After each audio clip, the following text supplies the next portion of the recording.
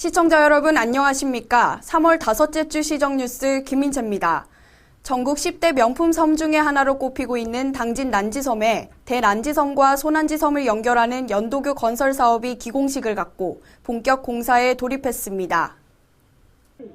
총 사업비 291억 원이 투입되는 난지섬 연도교 건설 사업은 당진시 성문면에 위치한 대난지섬과 소난지섬을 연결하는 400m의 교량과 2.1km의 연결도로를 건설하는 사업으로 시는 연도교 건설을 위해 지난 2012년 예비타당성 검토 용역을 완료하고 2014년부터 2015년까지 기본 실시 설계를 진행해왔습니다. 이에 따라 예정대로인 2020년 연도교 건설이 완료되면 동일 생활권 도서인 대난지섬과 소난지섬을 배를 이용하지 않고도 이용이 가능해져 주민들의 생활 불편 해소와 함께 무엇보다 난지섬의 관광 활성화에 크게 기여할 것으로 기대하고 있습니다. 당진시와 시공사는 다음 달부터 연결도로 토공 사업과 해상교량 기초공사를 시작으로 오는 2020년까지 모든 공사를 마무리할 계획입니다. 당진시가 급증하는 물동량의 원활한 처리를 위해 당진항 주변 지역 항만배후단지 개발이 필요한 것으로 나타났습니다.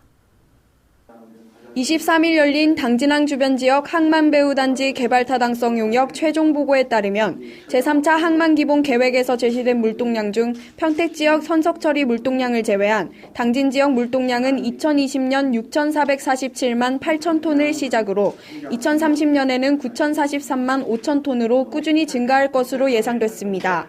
또한 항만배후단지에 유치 가능한 화물로는 화학공업 생산품과 철제, 고철, 목재, 자파 등이며 관련 화물량도 지속적으로 증가될 것으로 예측됐습니다. 이에 당진항 배후단지의 적정 시설 규모는 물동량 692만 3천 톤, 부지 면적 34만 2천 제곱미터, 배후단지 면적 50만 제곱미터로 조사됐습니다. 한편 당진시는 이번 용역에서 개발 필요성이 충분히 제시된 만큼 당진항 주변 지역 항만배후단지를 일종 항만배후단지로 지정받을 수 있도록 지속적으로 노력할 방침입니다. 당진시 개발위원회가 한국갈등관리학회 주관으로 당진시 제철소 주변 지역 피해 실태 분석 및 지원 방안 모색을 주제로 정책 토론회를 개최했습니다.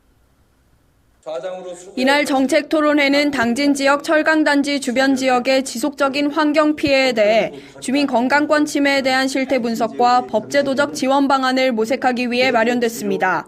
발제에 나선 충남연구원 정종관 박사는 제철 산업의 과거와 현재를 조명하고 오염 배출 공정과 환경 영향, 제철 단지 주변 지역 주민 건강 영향 등 삼생 협력을 위한 제철 단지의 발전 방향에 대해 제시했습니다. 또 지정토론에서는 포항지역 사회연구소 임재현 사무국장과 광양만 녹색연합 박수환 사무국장이 토론자로 참석해 각각 포항제철과 광양제철의 사례에 대해 발표해 제철소 주변 지역 환경 문제에 대한 다양한 의견을 제시했습니다. 천년의 세월을 간직한 면천두견주의 체계적인 보존과 전승을 담당할 면천두견주 전수교육관이 20일 개관식을 갖고 본격 운영에 들어갔습니다. 전수교육관에는 면천두견주의 역사와 전통을 한눈에 알아볼 수 있는 전시관과 전통주 제작 과정을 체험할 수 있는 교육관이 들어섰습니다.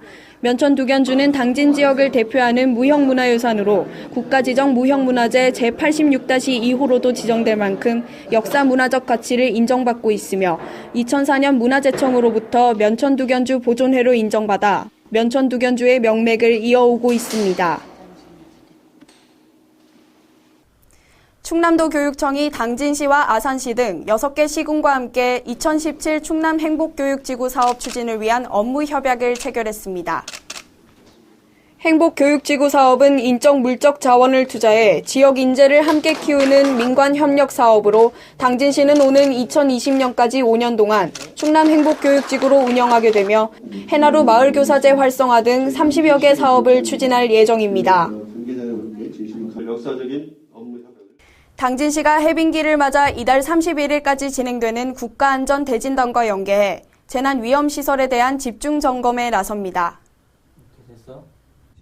이번 현장 점검은 해빙기 기온 상승으로 겨우내 결빙되었던 땅이 녹아 지반이 약화되는 등 해빙기 재난안전 요인이 높아짐에 따라 시설물 붕괴 등 위험 지역에 대한 사전 예방 차원에서 실시하게 됩니다. 이에 시는 현재 옹벽과 석축, 건설 현장, 노후주택 등을 대상으로 일제 조사를 진행한 뒤 집중 점검을 벌일 계획입니다. 당진시가 깨끗한 축산 환경 조성을 위해 축산 농가 환경 정화의 날을 운영합니다. 축산 농가 환경 정화의 날은 축산인들이 자율적으로 농장 주변을 청결하게 관리하는 제도로 22일 송하급 한우 농가를 시작으로 매달 셋째 주 수요일에 운영됩니다. 당진시는 환경 정화의 날 참여 농가에 대해 축산 분뇨 처리 등 환경 지원 사업에 우선 선정할 계획이며 이번 사업을 통해 축산업에 대한 부정적 이미지가 크게 개선될 것으로 기대하고 있습니다. 당진시와 당진경찰서, 당진소방서, 당진종합병원이 지역사회 내 자살 예방과 생명 존중 문화 확산을 위한 업무 협약을 체결했습니다. 이번 협약으로 각 기관은 긴밀한 업무 체계를 구축해 자살 시도자와 자살 유가족에 대한 응급 대응과 사후 관리, 정보 공유에 상호 협력키로 했으며 지역사회 안정망 구축과 각종 자살 예방 사업 및 홍보 캠페인에도 적극 동참키로 했습니다. 한편 당진시는 자살 예방을 위해 고위험군 멘토링제 운영과 생명사랑업소 지정 자살 예방 프로그램, 자살 예방 캠페인 등 다양한 정신보건 사업을 추진 중에 있습니다. 당진 합덕 신리성지에 병인 순교 150주년을 기념해 국내 유일의 순교 미술관이 개관했습니다. 신리성지 내에 자리한 순교미술관은 지난 2013년에 착공해 1,400여 제곱미터 규모로 준공됐으며 이종상 화백이 3년에 걸쳐 작업한 성 다블리주교, 성 오메트르 신부 등 5성인의 영정화 5점과 다블리주교의 생애를 중심으로 기록한 천호 크기의 순교 기록화 13점 등 총 18점의 작품이 전시됐습니다. 특히 해당 작품들은 모두 우리나라 전통 채색기법인 장지기법을 사용해 완성도를 높였습니다. 이상으로 시정뉴스를 마칩니다. 시청해주신 여러분 고맙습니다.